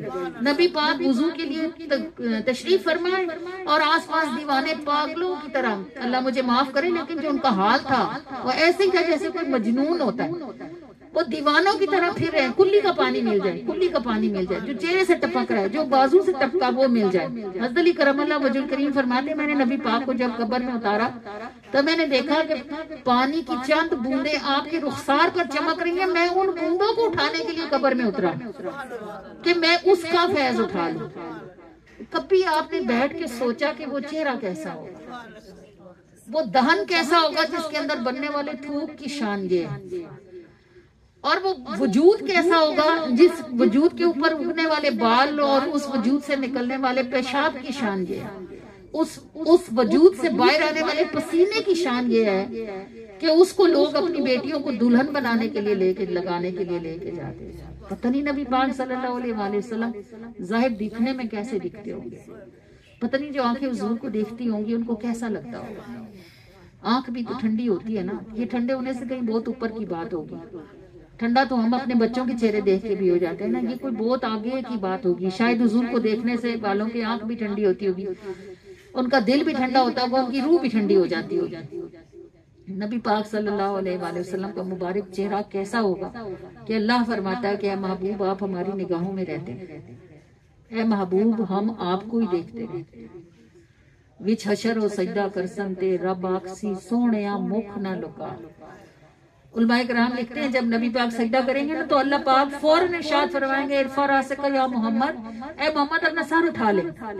تو اس کی وجہ یہ نہیں ہوگی کہ ابھی انہوں نے دعا مانگی بھی نہیں تو قبول، اس کی وجہ یہ ہوگی کہ جب رکھیں گے تو چہرہ چھپ جائے گا، تو اللہ پاک کی نگاہ جو حضور کو دیکھتی ہے اس کو اتنا بھی اس وقت پردہ گوارا نہ ہوگا، فوراً ارشاد ہوگا اے محمد سر اٹھائیے، مانگیے جو کہیں گے آپ کو دیا جائے گا۔ تو واللہ عالم پھر وہ چہرہ کیسا چہرہ ہوگا، اور جن آنکھوں نے ان چہرے کو دیکھا ہوگا پھر اس چہرے کو دیکھنے کے بعد انہیں زندگی میں جو کسی چیز کی پرواہ نہیں رہی ہوگی، پتہ نہیں اس چہرے کی چمک کیسی ہوگی، پتہ نہیں اس کا گلابی پن کیسا ہوگا، پتہ نہیں وہ کیسا دمکتا ہوگا، پتہ نہیں وہ کیسا چمکتا ہوگا کہ جب جہاد کے لیے پکار پڑتی تھی، میں اس دن سن رہی تھی کہ صحابہ لوگ ادھر جس کا جو منہ اٹھتا ہے وہ جو مرضی کہہ دیتا ہے، لوگ آرام سے کہہ دیتے ہیں، صحابہ نے میلاد منایا، صحابہ نے نبی پاک کی زندگی میں ہر 1.5 مہینے کے بعد ایک جنگ لڑی ہے، ہر 1.5 مہینے کے بعد۔ تم تو سال میں ایک دفعہ لائٹیں لگاتے، دیگے بناتے اور اس کے بننے اور بنانے پہ اعتراض کرتے ہو، جان ہتھیلی پہ لے کر ہر 1.5 مہینے کے بعد کوئی غزوہ ہوتا تھا یا کوئی سریہ ہوتا تھا، وہ تو کبھی نہیں کہتے تھے کہ ابھی تو پچھلے زخم نہیں بھرے، ابھی تو پچھلی جدائی کا غم نہیں ختم ہوا، ابھی پھر نکل پڑے، بس آواز دینے کی بات ہوتی تھی تو نکل کھڑے ہوتے تھے۔ وہ کیسے جلوے ہوں گے جنہوں نے ان کے دل کو دنیا سے کاٹ کر اللہ کے محبوب سے ہی جوڑ رکھا تھا، جنہیں اپنے گھروں میں چین ہی نہ آتا تھا، اور وہ صحابی سخت دوپہر میں گرمی میں بائے پھر رہے تھے۔ اللہ کے محبوب کو اب خبر تو ہوتی ہے نا، دانائے غیوب جو ہیں، چھپتا تو کچھ نہیں نا، غلاموں کی بے خبر ہو جو غلاموں سے وہ آقا کیا ہے۔ حضور بھی باہر تشریف لائے، سخت دھوپ کا عالم، پوچھا کہ اے فلاں باہر کیوں؟ کہنے لگے یا رسول اللہ اندر ہی تھا، اپنے گھر میں ٹھنڈک میں ہی تھا، خیال آ گیا جس نے مجھے باہر نکال دیا۔ پوچھا کیا ہے؟ کہنے لگے میں سوچ رہا تھا کہ آپ تو جنت میں پتہ نہیں کہاں کس مقام پر ہوں، آپ کے صدقے سے اگر ہم جنت میں چلے بھی گئے تو پتہ نہیں جنت میں اس مقام تک پہنچیں گے بھی جہاں آپ ہوں گے یا نہیں۔ یا رسول اللہ مجھے جس سوچ نے باہر نکالا وہ یہ تھی کہ وہ جنت کیسی ہو، جنت ہوگی جس میں ہم آپ کا دیدار نہیں کر سکتے۔ پتہ نہیں وہ کیا دیکھتے ہوں گے، ان کی آنکھوں کو حضور کے چہرے میں کیا دکھتا ہوگا۔ تو وہ نبی پاک خاموش ہو گئے۔ اللہ پاک نے وحی اتاری ہے محبوب ان سے کہہ دیجئے جو جس سے محبت کرے گا وہ اسی کے ساتھ ہوگا۔ صحابہ کہتے ہیں ہمیں زندگی میں کبھی کسی چیز کے کسی خبر کے آنے سے اتنی خوشی نہیں ہوئی تھی جتنی خوشی ہمیں اس بات کے اترنے سے ہوئی کہ جو جس سے محبت کرے گا وہ اسی کے ساتھ ہوگا۔ اب محبت کرنے کے لیے ہے عشق میں لازم تکے محبوب کی صورت، اور ہمارا تو حال یہ ہے کہ تم سامنے ہو آنکھ اٹھائی نہیں جاتی۔ محبت کرنے کے لیے محبوب کو دیکھنا بھی تو لازم ہے نا، اور ہماری ایسی بے اوقاتی ہے کہ اگر کبھی محبوب کرم فرمائی دے، اگر کبھی وہ پردہ اٹھائی دے تو آنکھ اٹھتی نہیں ہے، اٹھ جائے تو ٹکتی نہیں ہے۔ تو وہ تو دن رات صبح و شام فرض نماز میں دیکھتے تھے، جب حضور علیہ الصلوۃ والسلام تشریف فرما ہوتے تھے وہ دیکھتے تھے۔ واللہ عالم ان کی آنکھیں کیا کیا نظارے کرتی ہوں گی۔ उस चेहरे में वो जलवाए खुदा को देखते होंगे, नूर का तजल्ला देखते होंगे, शायद वो गुलाबों की तरह नरमी देखते होंगे, फिर वो उस नरमी को चमकता देखते होंगे, फिर वो उनमें से खुशबू आती हुई महसूस करते होंगे। पता नहीं उन्होंने कभी जिंदगी में मोती देखे हों या न देखे हों, लेकिन रसूलुल्लाह की दंदान मुबारक देखकर उन्हें मोती देखने की हसरत भी रहती नहीं होगी। उन्होंने दुनिया की सबसे खूबसूरत आवाज सुनी, उन्होंने जमीनों आसमानों में सबसे खूबसूरत चेहरे को देखा, और उन्हें जो सोबत नसीब हुई वो दुनिया और आखिरत की सोबतों में सबसे बेहतरीन सोबत थी कि गुलाबों से ज्यादा गुलाबी ये चेहरा है शबनम सी ठंडक का जिस पे बसेरा, फिर इस पे तबस्सुम का नूरी उजाला, दमकता है मोती सा इस पे पसीना। जरा आंखें बंद करें ना, शायद अल्लाह कोई पर्दे आप, मैं नहीं कहती कि आपको हुजूर के का दीदार हो, मगर ये हो सकता है कि कोई करम हो जाए, कोई पर्दा आपके लिए उठ ही जाए। गुलाबों से ज्यादा गुलाबी ये चेहरा है शबनम सी ठंडक का जिस पे बसेरा, फिर इस पे तबस्सुम का नूरी उजाला, दमकता है मोती सा इस पे पसीना, सरापा है जैसे हो तूरे तजल्ला, लिबासे मुबारक है नूरे मुअल्ला, नजर इन पे ठहरे भला किस तरह से कि रेशम से भी रेशमी ये खजीना। और ये माना खुदा के भरे हैं खजाने, अजल से लगा इनकी खातिर लुटाने, मगर ये बताओ तुम्हें कसम इनकी, क्या इनसा चमकता है कोई नगीना। गुलाबों से ज्यादा गुलाबी ये चेहरा है शबनम सी ठंडक का जिस पे बसेरा, फिर इस पे तबस्सुम का नूरी उजाला, दमकता है मोती सा इस पे पसीना। मोहब्बत की राह पे सफर करने वालों, उजाला जहां में कहाँ ढूंढते हो, छुपाया है जर्रों ने सूरज जहां पर, वो मेरे नबी का है शहर मदीना। मोहब्बत की राह पे सफर करने वालों, उजाला जहां में कहाँ ढूंढते हो, छुपाया है जर्रों ने सूरज जहां पर, वो मेरे नबी का है शहर मदीना, और उन्हीं के लिए हो मेरा मरना जीना। आमीन कह दिया करें, कबूल हो जाता है कभी कभी। उन्हीं के लिए हो मेरा मरना जीना, जहां में है आका सा कोई कहीं ना, तिलावत करे काश आंखें ये मेरी, खुली हो किताबे मुबी हर शबीना। तिलावत करें काश आंखें ये मेरी, खुली हो किताबे मुबी हर शबीना। मोहब्बत की राह पे सफर करने वालों, उजाला जहां में कहाँ ढूंढते हो, छुपाया है जर्रों ने सूरज जहां पर, वो मेरे नबी का है शहर मदीना। मगर ये बताओ तुम्हें कसम इनकी, क्या इनसा चमकता है कोई नगीना। नजर इन पे ठहरे भला किस तरह से कि रेशम से भी रेशमी ये खजीना, फिर इस पे तबस्सुम का नूरी उजाला, दमकता है मोती सा इस पे पसीना। गुलाबों से ज्यादा गुलाबी ये चेहरा है शबनम सी ठंडक का जिस पे बसेरा, फिर इस पे तबस्सुम का नूरी उजाला, फिर इस पे तबस्सुम का नूरी उजाला, दमकता है मोती सा इस पे पसीना, दमकता है मोती सा इस पे पसीना।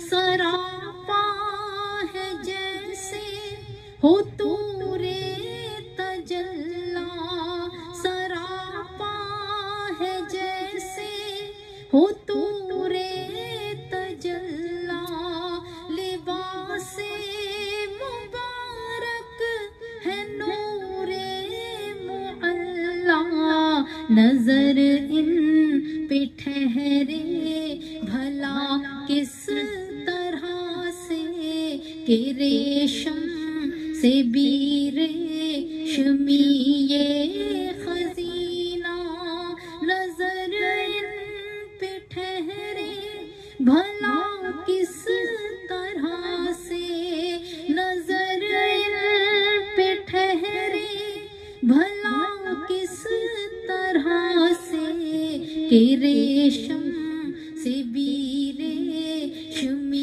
یہ خزینہ، کہ ریشم سے بھی ریشمی یہ خزینہ، پھر اس پہ تبسم کا نوری اجالا، پھر اس پہ تبسم کا نوری اجالا، دھمکتا ہے موتی سا اس پہ پسینہ، دمکتا ہے موتی سا اس پہ پسینہ، یہ مانا خدا کے بھرے ہیں خزانے، یہ مانا خدا کے بھرے ہیں خزانے، ازل سے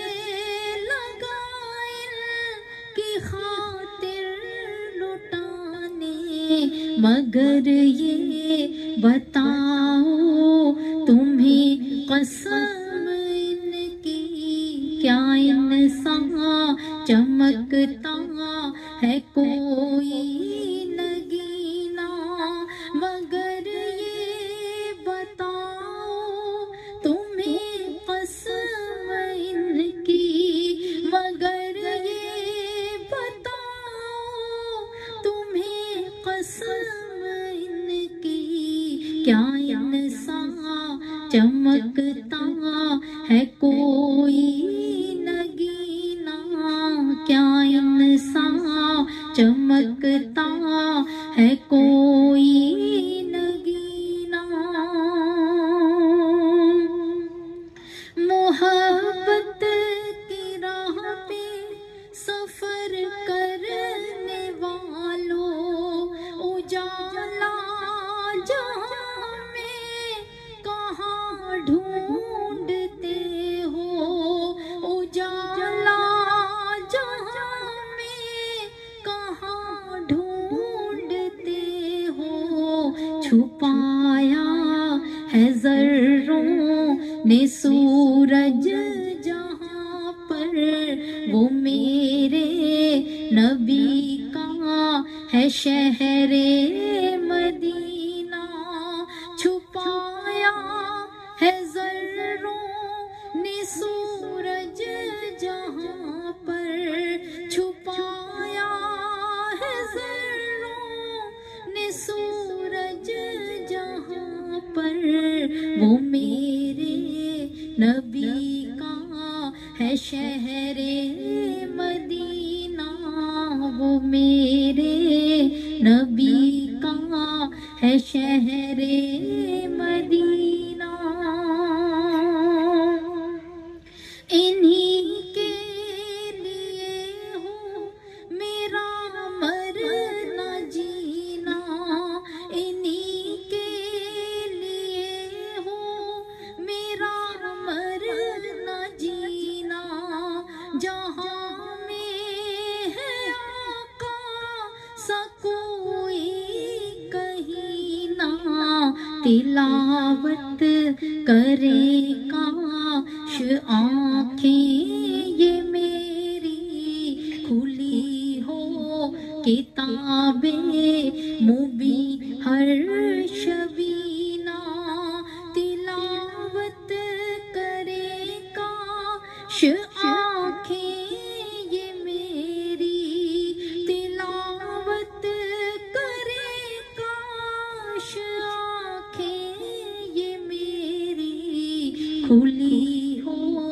کتابیں مبین ہر شبینہ، کھلی ہو کتابیں مبین ہر شبینہ،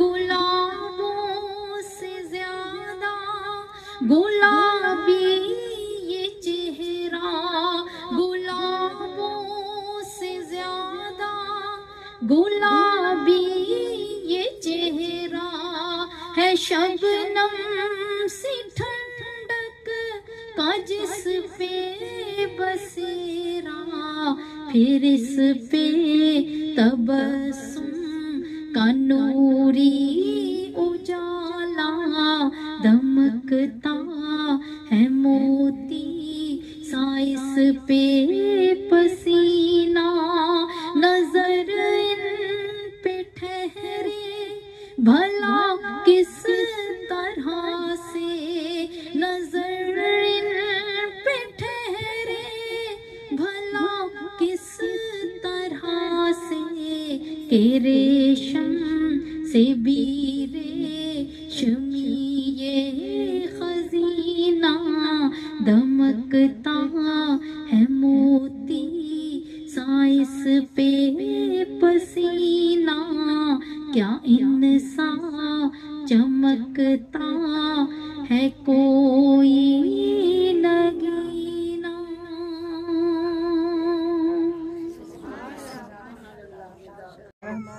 مالک یوم الدین، ایاک نعبد و ایاک نستعین، اهدنا الصراط المستقیم صراط الذین انعمت علیہم غیر المغضوب علیہم ولا الضالین، آمین۔ صلی اللہ علی حبیبہ محمد وآلہ وسلم۔ اللہم ربنا آتنا فی الدنیا حسنہ وفی الآخرۃ حسنہ وقنا عذاب النار وقنا عذاب القبر وقنا عذاب الحشر وقنا عذاب الميزان۔ اللہم انک عفو تحب العفو فاعف عنا۔ اللہم اجرنا من النار یا مجیر یا مجیر یا مجیر۔ الہ العالمین ارحم الراحمین، ہر اس نعمت کے لیے جس کے ہم اپنے زور سے قابل نہیں تھے، زر سے قابل نہیں تھے، زاری سے ہم جس کے قابل نہیں تھے، اللہ پاک نے اپنے فضل محض سے ہمیں نصیب فرمائی ہے۔ ہمارے پروردگار ہر نعمت کے لیے تیرا اس قدر شکر ہے جس قدر کی تیری نعمت کا حق ہے کہ اس کے لیے تیرا شکر ادا کیا جائے۔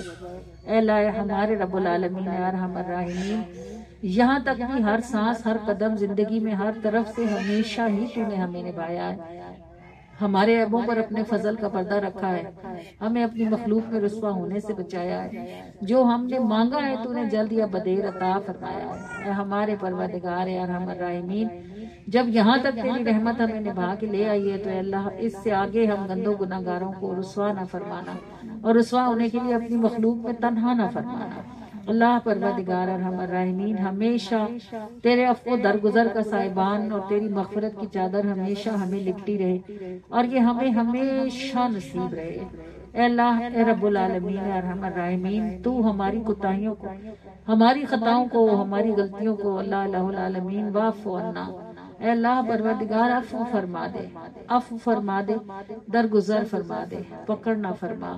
جیسے ماں اپنے بچے کو کوئی غلطی کرتا دیکھ بھی لیتی ہے، پھر بھی ایسی ہو جاتی ہے جیسے اس نے دیکھا ہی نہیں ہے، کیونکہ غلطی جو بچہ کرتا ہے اس سے ماں کا تو کچھ نہیں بگڑتا۔ اگر بچے کو سزا دے تو دے سکتی ہے، مگر اس کی محبت گوارا نہیں کرتی کہ اتنی سی بات کے لیے اس کو تھپڑ لگاؤں۔ اللہ پروردگار تو ارشاد فرماتا ہے کہ تو 70 ماؤں سے زیادہ محبت فرماتا ہے۔ الہ العالمین تیری محبتوں کا ہم کو یقین ہے، ہمارے رب العالمین ہماری کوتاہیاں ایسے ہی ہیں جیسے نادانوں، جاہلوں اور ظالموں کی ہوتی ہیں، ہم اپنی جان پر خود ہی ظلم کرتے ہیں۔ واعف عنا، اے اللہ تو ہماری پکڑ نہ کرنا، ہمیں درگزر فرما دینا۔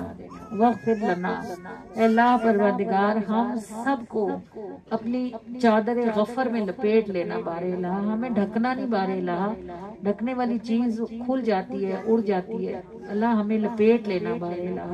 اے ہمارے پروردگار ہم اور ہماری کوتاہیاں اس قدر ہیں کہ چھپائے نہ چھپتی ہیں، بہائے نہ بہتی ہیں، دھلائے نہ دھلتی ہیں، عمر گزر گئی عقل نہ آئی۔ اللہ پروردگار بچنے والی چیزوں سے بچنے کی ہم نے کبھی کوشش ہی نہیں کی۔ الہ العالمین ارحم الراحمین، اب اس وقت میں پہنچ کر جو یہ تو نے کرم فرمایا ہے کہ ہمیں اپنی بارگاہ میں ہاتھ اٹھانے کی توفیق عطا فرمائی ہے، تو اے ہمارے پروردگار ہماری ان پھیلی ہوئی ہتھیلیوں کو مغفرت کے ساتھ بھر دے بارے الہ۔ اللہ الہ العالمین ارحم الراحمین، دنیا میں بھی اور آخرت میں بھی ہماری چادروں کو سلامت رکھنا، ہمارے پردے سلامت رکھنا۔ اور اللہ پروردگار ارحم الراحمین تو ہی جانتا ہے کہ ہم بری ہونا نہیں چاہتی، ہم غلطی کرنا نہیں چاہتی، اور اگر ہم سے غلطی ہو جاتی ہے تو ہمیں سمجھ آتی ہے کہ ہم نے غلط کیا ہے۔ اللہ پاک بچنا بھی چاہتی ہیں، کبھی کبھی بچ بھی جاتی ہیں، مگر بہت دفعہ ایسا ہوتا ہے کہ ہمارا نفس اور شیطان ہمیں غلطی میں کھینچ ہی لیتا ہے۔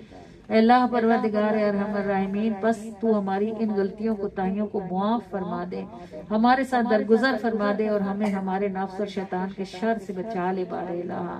اللہ پروردگار کائنات میں موجود ہر شے کے نفس اور اس کے شیطان کے شر سے ہمیں بچا لے، اور اے اللہ ہمارے نفس اور ہمارے شیطان کے شر سے ہمیں بھی اور اپنی ساری مخلوقات کو پناہ عطا فرما دے۔ اے اللہ ہمارے رب العالمین ارحم الراحمین، ہمیں زمین پر موجود اپنی مخلوقات میں شکر گزار ترین بندوں میں داخل ہونے کی توفیق عطا فرما دے۔ اللہ پروردگار یہ شکر واحد پیالہ ہے جو نعمت کو نیچے گرنے نہیں دیتا۔ جب ہم شکر کرتے ہیں نعمت بڑھتی ہے، جب نعمت بڑھتی ہے تو ظرف بھی بڑھتا ہے۔ اللہ کریم یہ شکر نعمت کو ضائع نہیں ہونے دیتا۔ اے ہمارے پروردگار تو ہماری زبانوں کو شکر نصیب فرما دے، اللہ ہمارے دلوں کو شکر نصیب فرما دے، اللہ تعالی ہمارے کاموں کو ہمارے عملوں کو شکر نصیب فرما دے۔ اے ہمارے پروردگار جو تجھے پسند آتا ہے ہمیں وہ شکر سکھا دے، اے اللہ جو تیرے پاس مقبول ہے ہمیں وہ طریقہ اپنانے کی توفیق عطا فرما دے، اور ہمیں آسان رستوں سے شکر والے دروازوں پر کھڑے رہنے اور پہنچنے کی توفیق عطا فرما، ہمیں اور ہماری نسلوں کو اپنے شکر گزار ترین بندوں میں داخلہ عطا فرما دے۔ اے اللہ رب العالمین ارحم الراحمین، اپنے فضل اور اپنی رحمت کے ساتھ ہماری اس محفل کو، اس کے کل ہدیے کو قبولیت کا شرف عطا فرما دے۔ اللہ کریم جو اس محفل کے سجانے میں، اس کے بنانے میں ایک حرف یا ایک انگلی سے بھی تھکا ہے، جس نے یہاں 1 روپیہ بھی خرچ کیا ہے، اللہ کریم ساروں کی کوتاہیاں، خامیاں، غلطیاں ضرور رہی ہوں گی کیونکہ بندے ہیں اور عاجز ہیں، کہیں نہ کہیں کمی رہتی ہے۔ اللہ کریم اور رحمان عملوں میں کمی ہو سکتی ہے، نیت میں کمی نہیں ہے بار الہ، بس آپ ہماری کوتاہیوں کو معاف فرما کر ہر طرف سے، ہر طرح سے اس محفل کو قبولیت کا شرف عطا فرما دیں، بڑھا چڑھا کے روشن اور منور فرما کر اس کا ثواب آپ صلی اللہ علیہ وآلہ وسلم کے دست کریمانہ تک پہنچا دے۔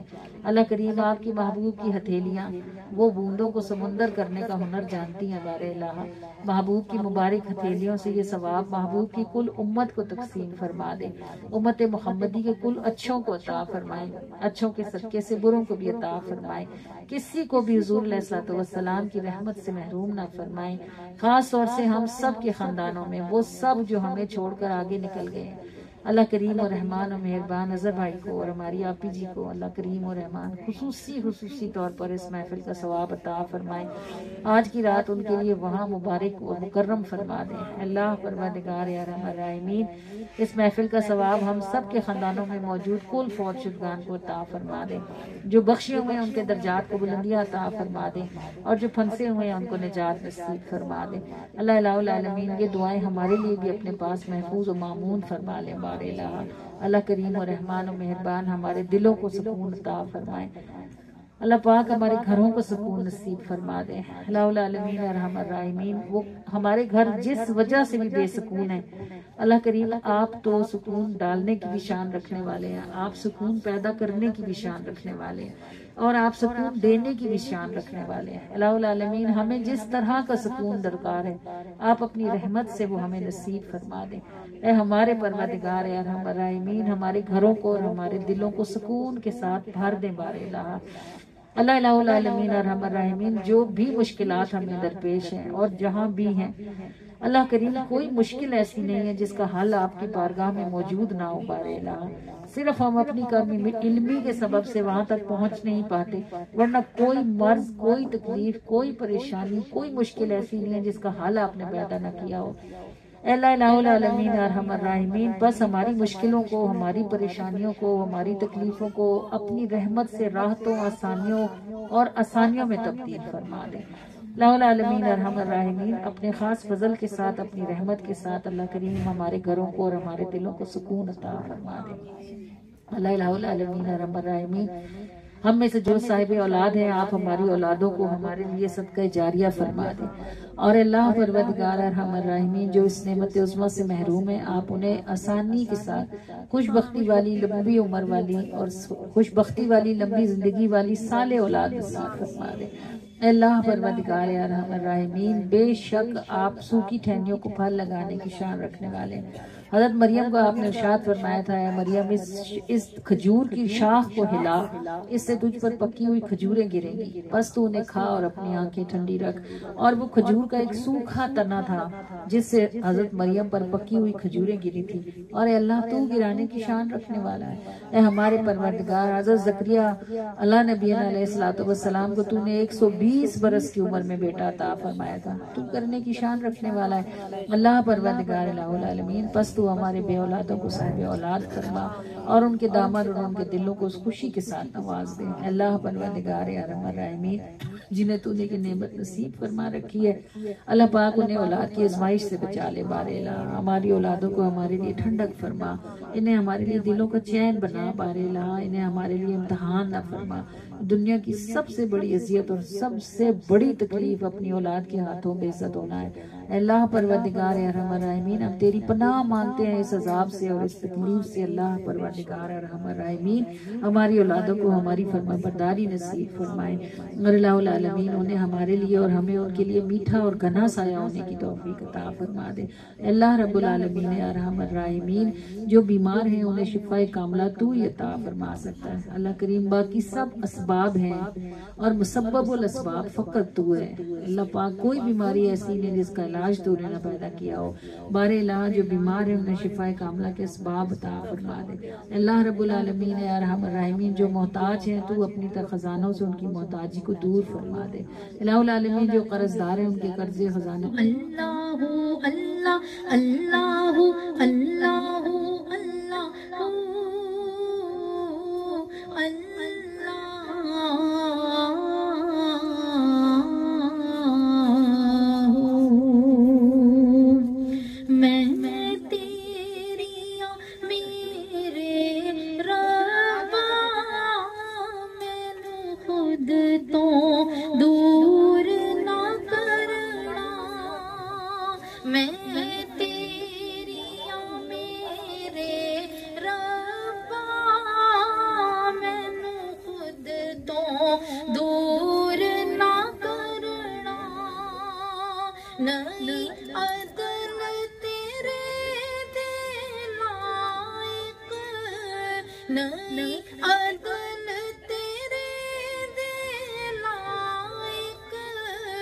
بس فضل میرے تے کرنا، بس فضل میرے تے کرنا اللہ اللہ اللہ اللہ اللہ اللہ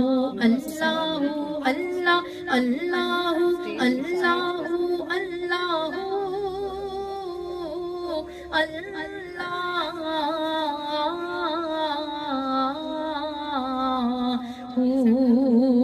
اللہ اللہ اللہ اللہ اللہ اللہ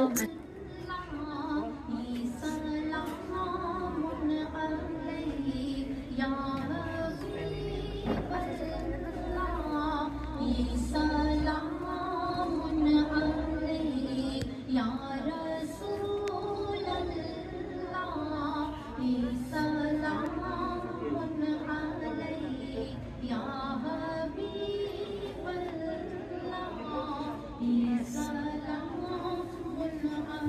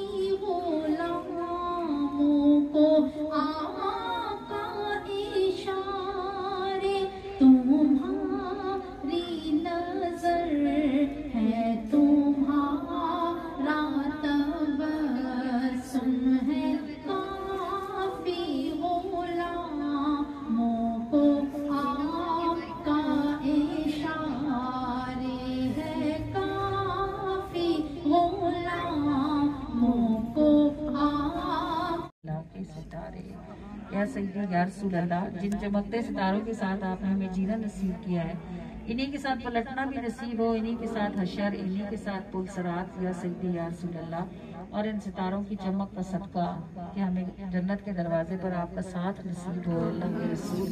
وہ سب امیدیں جو ہم نے آپ کی رحمت سے لگا رکھی ہیں، آپ کے صدقے سے آپ کا رب انہیں ہم پر پورا فرمائے، اور ہماری مانگی گئی سب دعاؤں کو آپ کے وسیلے سے قبولیت کا شرف عطا ہو، آمین آمین۔